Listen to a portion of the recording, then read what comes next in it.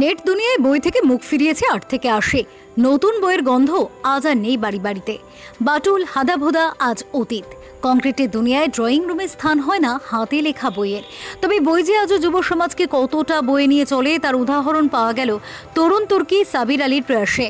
বয়সে নবীন, সারাদিন ব্যস্ত রাজনৈতিক কাজকর্মে, সময় বলতে শুধুমাত্র রাতের কয়েকটা ঘন্টা। প্রতিদিন রাতে ফোন ঘেঁটে সময় নষ্ট না করে সাবির লিখে ফেলে রাজনীতির উপর এক বই, যে বইয়ের আনুষ্ঠানিক উদ্বোধন হয় বুধবার আইসিসিআরে। এদিন তার লেখাই বই প্রকাশে উপস্থিত ছিলেন সস্টেক দেবাশিস কুমার, ডোনা দেখশন সহ অন্যান্য বিশিষ্টজনেরা। বইটি সাবির উৎসর্গ করেন তার স্বর্গীয় মাকে। বইটি মূলত রাজনীতি ও যুব সমাজকে নিয়ে লেখা। এদিন সাবির জানান, সারা ভারতবর্ষ ধর্ম নিয়ে ভেদাভেদের ঠিকানা হয়ে উঠেছে, তাই এত হানাহানি। আমাদের যুব সমাজ যদি এগিয়ে আসে তাহলে এই দেশ আর ভেদাভেদের রাজনীতিতে ভেসে থাকবে না। সে চায় তার এই বই যুব সমাজ পড়ুক এবং সুস্থ সমাজ গড়ে তুলুক। বইটির পুরো নাম রাজনীতি যুব সমাজ আগামী দিনের কণ্ঠস্বর। তাই এই প্রয়াসকে কর্নিশ জানিয়েছে দেবাশিস কুমার, দেবযানী কুমার সহ অন্যান্যরা। এটা এতদিন আমরা জানতাম না। Now it is discovered. She is not only the politician but also the writer.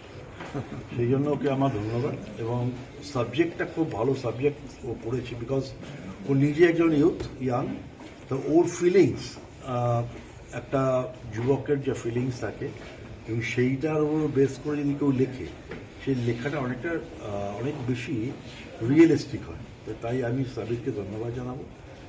এবং এই বই ও শুরু করেছে লেখা, আজকে সবাই ওকে আশীর্বাদ করছি আরো বেশি করে লিখতে পারে। আজকে একটা আমি বই লিখেছি, রাজনীতি যুব সমাজ ও আগামীকালের কণ্ঠস্বর। এটা যুব সমাজের রাজনীতিতে কতটা প্রয়োজন এটা নিয়ে লিখেছি। আর আগামী দিনে যে স্বাধীনতা সংগ্রামে যুবকদের কি ভূমিকা ছিল এবং বিশ্বের অনেকগুলি আন্দোলনে যুবকদের কি ভূমিকা ছিল, পরিবেশ নিয়ে যুবকদের কি ভূমিকা, নারীদের অধিকার নিয়ে যুবকদের কি ভূমিকা, এইসব বিষয়ে আমি বইতে লিখেছি। এবং তৃতীয় জেন্ডার যারা আছে তাদের অধিকারের কথা এই বইতে আমার লেখা আছে। আর আগামী দিনে রাজনীতির যুব সমাজে কতটা প্রয়োজন, আজকের যে জায়গায় যেখানে ভারতের সাম্প্রদায়িক সম্প্রীতি নষ্ট করছে, সেই জায়গায় ফেসবুক, টুইটার, ইউটিউবকে কাজে লাগিয়ে কিভাবে আমরা সামাজিক যে বিভেদ, যে শত্রুতা, যে হিংসা রোখা যায় সেটার বিষয়ে আমরা। বইটা অ্যামাজনেও পাবেন, ফ্লিপকার্টে পাবেন। এছাড়া আমার পার্সোনাল নাম্বার আছে, ফেসবুকে আমি লিঙ্ক শেয়ার করে দেবো আপনার সাথে। এই বইটি আমার মাকে উৎসর্গ করেছি, কারণ আমার মা অনেক লেখাপড়া নিয়ে থাকতেন, উনি পড়তেন। আমি আজকে কিন্তু যেহেতু উনি নেই, উনি পড়তে পারবেন না, তাই ওনার সেমিটারিতে গিয়ে ওনাকে উৎসর্গ করবো। বইটা নিয়ে আশাবাদী যুবকরা পড়বে, কারণ যেহেতু বাংলায় লেখা, তো ইংলিশ হলে এখন তো ইংলিশ কমন ল্যাঙ্গুয়েজ সবাই চেনে, যেহেতু বাংলায় লিখেছি তো বাঙালি না পড়বে। Bureau report, channel 10।